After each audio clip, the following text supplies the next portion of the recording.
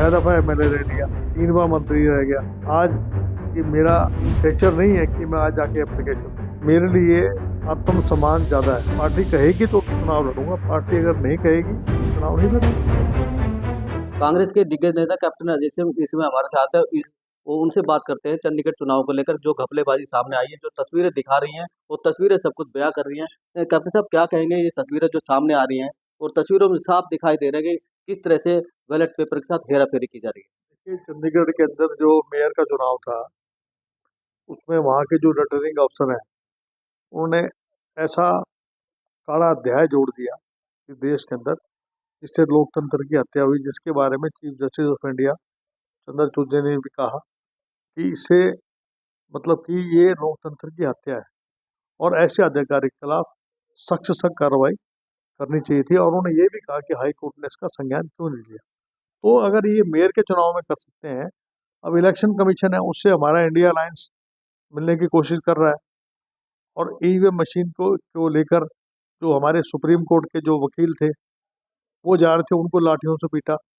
हमारे India alliance के लोगों ने कहा कि हम आपको ये जो ईवीएम है इसकी प्रोग्रामिंग हो सकती है, वकीलों ने भी कहा। और ईवीएम मशीन के ऊपर प्रश्न चिन्ह लग रहा है, तो इलेक्शन कमीशन क्यों नहीं बैलेट पेपर से चुनाव करवाती। जहाँ से ये जमात से जहाँ से ये मशीनें बन रही हैं, वहाँ बैलेट से होता है। अभी सामने ये भी बात आ रही है कि बीजेपी कह रही है, पहले जब कहा था पिछले चुनाव में 75 पार नहीं कर पाई पार्टी, लेकिन अब कह रही है केंद्र में 400 पार। ये क्या किस तरह से कह सकते हैं? ये साफ दर्शाता है कि प्रधानमंत्री जिस ओहदे में बैठे हुए हैं, उसके घर में के अनुरूप ये कोई कह सकता है 370। इसका मतलब सीधा प्रश्न चिन्ह लग रहा है इलेक्शन कमीशन के ऊपर। इलेक्शन कमीशन में मिला हुआ है इनके साथ जो संवैधानिक संस्थाएं हैं, ईडी है, इलेक्शन कमीशन है, सीबीआई है, इनकम टैक्स है, इनका दुरुपयोग हो रहा है। ईडी का जो है हेमंत सोरेन के ऊपर जो है रेड होगी, केजरीवाल जी के यहाँ रेड हो रही है, लालू जी को ईडी वाले बुला रहे हैं, राहुल जी को बुलाया, सोनिया जी को बुलाया। हम्म? अ, हेमंत सोरेन को क्यों नहीं, हेमंत सरना को क्यों नहीं बुलाते, जो चीफ मिनिस्टर है असम का। आपका नारायण राणे को क्यों नहीं बुलाते, कुलदीप बिश्नोई को क्यों नहीं बुलाते। आपके जो अजीत पवार है उसके ऊपर कितने आरोप लग रहे थे, उसको नहीं बुला रहे। तो ये हालत बड़ा खराब है। फिर क्या कहेंगे जिस तरह से 100 करोड़ का घोटाला सहकारिता विभाग में सामने आया है और बार-बार एक के बाद एक अधिकारी गिरफ्तार किए जा रहे हैं, जबकि जो सहकारिता मंत्री हैं उनका पीए धर्मवीर यादव का भी उसमें नाम शामिल है। आज तक जो सहकारिता मंत्री जो संभाल रहे हैं डॉक्टर बनवारी लाल, उनसे आज तक कोई पूछताछ भी नहीं की, ना उनसे कोई नोटिस उनको भेजा गया है। क्या लगता है आपको कि सरकार अपनों पे रहम गैरों पे सितम कर रही है? पर ये तो मुख्यमंत्री जी को उसका संज्ञान लेना चाहिए। 100 करोड़ का मामला है, कोई 1-2 रुपए का मामला तो है नहीं है। इस्तीफा लेना चाहिए, इसकी जांच कराएं, एसआईटी से कराएं, और दूध का दूध और पानी का पानी होना चाहिए। ताकि आखिरकार ये पैसा कहाँ से आया, इतना इतना घोटाला कैसे हो गया।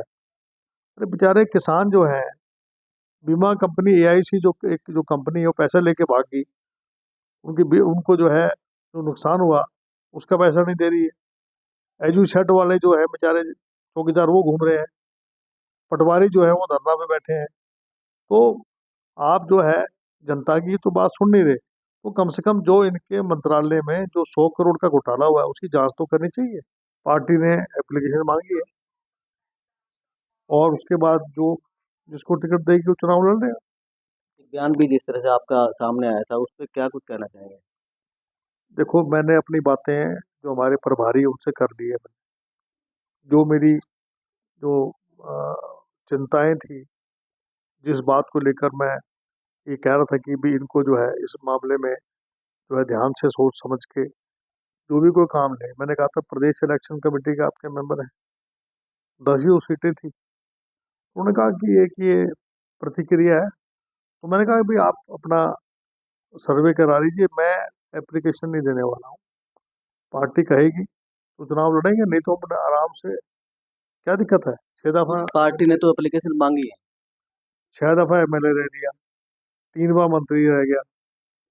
ठीक है, आज ये मेरा स्टेचर नहीं है कि मैं आज जाके एप्लीकेशन दूँ। मेरे लिए आत्मसम्मान ज़्यादा है। पार्टी को अगर लगता है कि सर्वे के अंदर कोई सबसे अच्छा व्यक्ति है तो मैं हूँ, तो पार्टी टिकट दे दे। पार्टी कहेगी तो चुनाव लड़ूंगा, पार्टी अगर नहीं कहेगी तो चुनाव नहीं लड़ेंगे। देखिए, यदि कैप्टन अजय सिंह यादव इन्होंने साफ शब्दों में कहा कि पार्टी अगर माँ कहेगी तो चुनाव लड़ेंगे, पार्टी उनके लिए सर्वोपरि है। तो जिस तरह से एप्लीकेशन मांगी जा रही है, वो कह रहे हैं अब उनकी उम्र ये नहीं रही कि वो एप्लीकेशन दे और उसके बाद उनका नाम तय किया जाए, क्योंकि पार्टी उनको दिग्गज मानते हुए, उनके कार्यों को देखते हुए उन्हें टिकट देगी तो वो चुनाव जरूर लड़ेंगे। महेंद्र भारती, पंजाब केसरी टीवी, रेवाड़ी। हमसे जुड़े रहने के लिए हमारे YouTube चैनल को सब्सक्राइब करें और नई वीडियो की नोटिफिकेशन के लिए बेल आइकॉन को दबाएं। अगर आप ये वीडियो Facebook पर देख रहे हैं तो लाइक जरूर करें और ज्यादा से ज्यादा शेयर करें। धन्यवाद।